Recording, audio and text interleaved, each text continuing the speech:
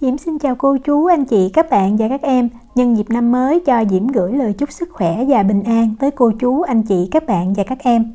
Hôm nay Diễm chia sẻ video một món bánh rất ít bột nè, thanh ngọt, ăn mát miệng, ngon lắm. Công thức bánh này Diễm được bạn Dương Quỳnh Như trong nhóm Vào Bếp cùng Diễm Na Uy chia sẻ cho Diễm. Diễm cảm ơn bạn rất là nhiều. Bánh được gói bên ngoài là lá chuối, bên trong là phần tinh bột khuấy chung với lại lá dứa thơm lắm. Bây giờ mình cùng vào bếp làm món bánh nậm kiểu Thái này với Diễm nha. Mình đi chuẩn bị nhân bánh trước. Diễm lấy một cái nồi để mình nấu đậu xanh. Mình cân ra 100g đậu xanh và mình vo rửa lại cho sạch. Tiếp theo Diễm có 2g muối là 1/3 muỗng cà phê. Rồi mình cho vào đây 400ml nước nha. Cho nước nhiều chút để mình nấu cho đậu nhừ thì cái nhân mình làm nó sẽ ngon hơn. Bắt lên bếp Diễm để số lớn và bây giờ mình nấu cho cái nồi nước đậu xanh này nó sôi lên. Mình đứng canh nếu mà mình dùng bếp điện từ thì nó sôi rất là nhanh. Khi mà mình thấy vừa sôi lên như vậy thì mình hạ xuống lửa trung bình mình để số 6 hoặc là số 6,5 đều được. Và lúc này đó mình hớt bọt cho sạch. Mình hớt bọt sạch như vậy thì cái nhân bánh mình để cũng được lâu nữa. Và mình nấu ở lửa trung bình này cho tới khi mà mình thấy nước nó rút còn xăm xắp mặt đậu. Diễm có canh thời gian thì nó khoảng từ 10 cho tới 12 phút. Đó, nước còn như vậy nè, hoặc cạn hơn tí xíu cũng được, nhưng mà đừng có cạn quá thì đậu nó dễ khô. Mình đậy nắp lại và mình hạ xuống lửa nhỏ, rồi mình nấu thêm 20 phút nữa thì mình được đậu xanh mềm ngon, không cần phải ngâm đậu trước. Đây là đậu mà Diễm đã nấu được 20 phút rồi nè. Bây giờ mình lấy ra và mình cho vào một cái chảo để mình mang mình đi xào nhân luôn. Đậu này mình không thích nấu mình hấp vẫn được, nhưng mà hấp thì mình cũng nên cho thêm nước vào để mình xào cho cái nhân nó nhừ nó nhuyễn đó. Diễm cho thêm vào đây 90g đường, 10g dầu ăn, mình dùng dầu ăn thường hoặc là dầu dừa đều được. 50g nước cốt dừa cho cái nhân này nó béo và nó thơm. Bắt cái chảo lên bếp thì Diễm sẽ để cái lửa trung bình. Mình xào nhân ở lửa trung bình này luôn. Mình khuấy cho đều nha, cho đường nó tan nè và cho dầu nó thấm vào trong đậu xanh. Thời gian xào nhân này thì Diễm thấy rất là nhanh. Mình cứ đảo cho đều thôi. Đó, bắt đầu sôi lên như vậy nè, là mình cứ đảo theo cái vòng tròn đó. Thì thời gian cũng khoảng chừng 10 cho tới 12 phút là cái nhân này nó đạt Khi mà nhân đạt thì mình thấy nó sẽ chắc hơn nè. Lúc mà mình xào mình xới lên nó tạo thành được khối. Còn nếu mà mình có cân thì mình nên cân cho nó chính xác. Thì cái lượng nhân mà Diễm thấy đạt là 350g nha. Nhưng mình có thể cho ra cái chén hoặc là mình để nguyên trong cái chảo cũng được. Nhưng mà mình phải lấy cái màng bọc thực phẩm đó, mình đậy lên trên, tránh cho mặt trên nó bị khô. Mình đợi cho nó nguội khoảng 30 phút là mình mang mình đi vo viên. Nhưng Diễm đã để được 30 phút nè. Bây giờ mình chia ra làm 20 phần bằng nhau nha. Mỗi phần thì nó khoảng 16 cho tới 17g. Đó, nhưng mình lấy mình sẽ miết nó tí xíu cho nó mịn và nó mướt trở lại. Sau đó mình vo cho nó tròn. Mình nên miết như vậy thì cái nhân nó mới dẻo và nó ngon. Rồi mình ấn cho nó dẹp dẹp chút nha. Như vậy là được. Mình vo hết một lượt 20 viên nhân. Rồi bây giờ mình lấy cái màng bọc thực phẩm đó mình đậy lại, tránh cho cái nhân này nó bị khô. Trong thời gian này mình sẽ đi chuẩn bị phần bột bánh. Để khuấy bột thì Diễm thấy mình nên cần cái nồi có cái thành nó cao, tại vì cái bột này nó nguội thì nó dễ đông đó. Và bột chính cho cái công thức này chính là tinh bột đậu xanh. Công thức này mình cần 50g. Và cái gói tinh bột đậu xanh này thì ở Na Uy mình mua trong tiệm Việt là có, hoặc là nước ngoài thì mình có thể mua ở trên internet nha. Diễm cho tinh bột đậu xanh vào chung trong cái nồi. Tiếp theo mình có 10g tinh bột củ năng. Thì tinh bột củ năng Diễm dùng hiệu này.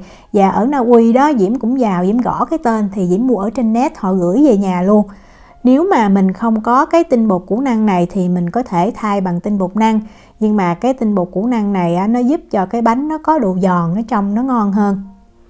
Mình cho 10g vào chung với lại tinh bột đậu xanh luôn. Rồi mình đông vào đây 430g nước ở nhiệt độ phòng, không nóng cũng không lạnh ha. Rồi mình dùng cái phối lòng đó mình khuấy cho bột nó thật là đều luôn. Thời gian khoảng 1 cho tới 2 phút. Tại vì cái tinh bột củ năng này Diễm thấy nó rất là cứng, mình cần khuấy cho nó tan và mình để ở đây cho bột nghỉ 30 phút rồi mình mới mang mình đi khuấy trên bếp. Như vậy thì Diễm thấy bột nó sẽ đều hơn. Trong thời gian này mình đi chuẩn bị lá chuối. Thì lá chuối đó mình cần 20 cái ha, và mỗi lá nó có cái chiều dài là 22 cm và chiều ngang là 18 cm. Lá chuối thì mình rửa cho sạch, và nếu mà mình có thời gian mình có thể cho vào trong tủ đông đá để nó đông cứng lại thì nó sẽ mềm dẻo. Còn nếu mà mình muốn làm liền thì mình chần trong nước sôi như vậy. Cái ưu điểm của chần nước sôi là nhanh mình làm liền, nhưng cái khuyết điểm là Diễm thấy cái lá chuối nó dễ ra cái nhựa, mình nhìn thì thấy nó không có được đẹp lắm. Rồi mình chuẩn bị thêm 20 cái lá chuối nhỏ có kích thước là 7 x 7 cm ha. Mình vớt cái lá chuối lớn ra thì mình lấy lá chuối nhỏ mình ngâm vào khoảng chừng 1 phút là mình lấy ra được, không cần ngâm lâu. Tiếp theo Diễm có 5 cái lá dứa thì Diễm cân được 20g, và 5 cái lá dứa này mình rửa sạch, sau đó mình cắt nhỏ để mình mang đi xay. Theo công thức gốc thì tới 80g lá dứa, nhưng mà Diễm thấy Diễm dùng 20g thì cái màu nó cũng lên đẹp rồi và nó không có cái vị bị đắng. Diễm cho vào đây 160ml nước thiệt là lạnh ha, rồi mình mang mình đi xay nhuyễn, sau đó mình cho ra cái rây nè, mình vắt. Vậy là mình đã được cái phần nước cốt lá dứa. Nồi bột sau khi để nghỉ được 30 phút đó, Diễm cho vào 80g đường và 20g dầu ăn. Rồi mình lấy nước lá dứa đó, mình cân ra 150g, mình cho vào chung luôn. Mình dùng cái phối lòng, mình khuấy sơ, rồi bây giờ mình bắt lên bếp nha. Bắt lên bếp tùy mình quen hay không, nếu mà mình quen thì mình cứ để cái lửa lớn thiệt lớn ha, và mình khuấy thiệt là đều tay. Khi mà mình thấy bắt đầu ở dưới cái nồi bắt đầu nó chín phần bột thì mình hạ xuống lửa trung bình. Còn không ấy thì mình cứ để cái lửa trung bình mình khuấy không sao hết, nhưng mà thời gian thì nó sẽ lâu hơn.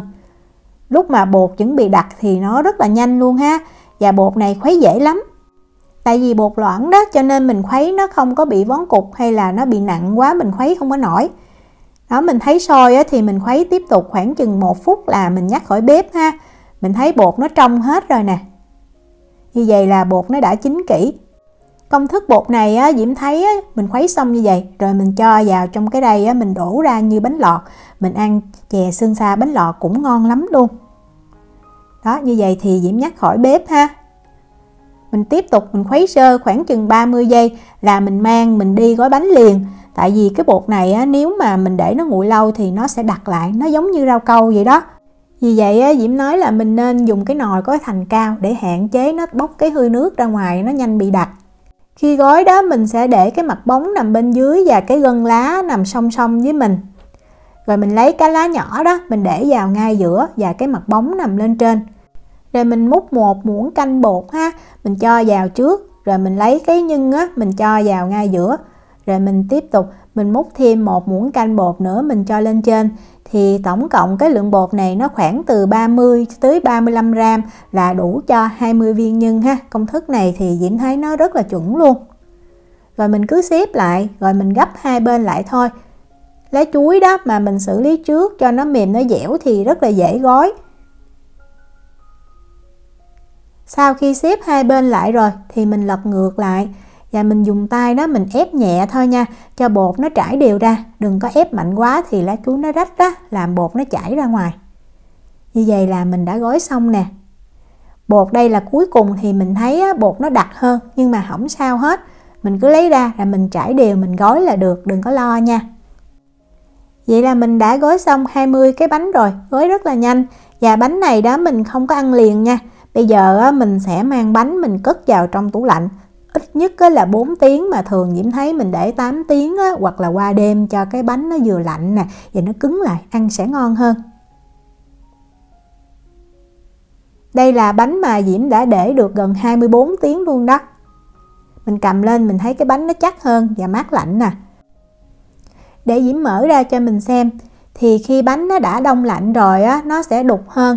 Mình ăn mình cảm giác cái bánh nó giòn giòn giống như là rau câu, kết hợp với lại cái nhân đậu xanh vừa bùi béo béo thơm thơm, ngon lắm. Bánh này Diễm để trong tủ lạnh 5 ngày mà Diễm thấy ăn vẫn còn rất là ngon. Diễm chúc cô chú, anh chị, các bạn và các em làm được bánh nậm kiểu Thái thiệt là ngon. Nếu mà có thắc mắc gì thì cứ để lại lời nhắn hoặc là gửi tin nhắn cho Diễm. Diễm cảm ơn sự quan tâm theo dõi video rất là nhiều. Hẹn gặp lại trong những video tiếp theo. Chào tạm biệt.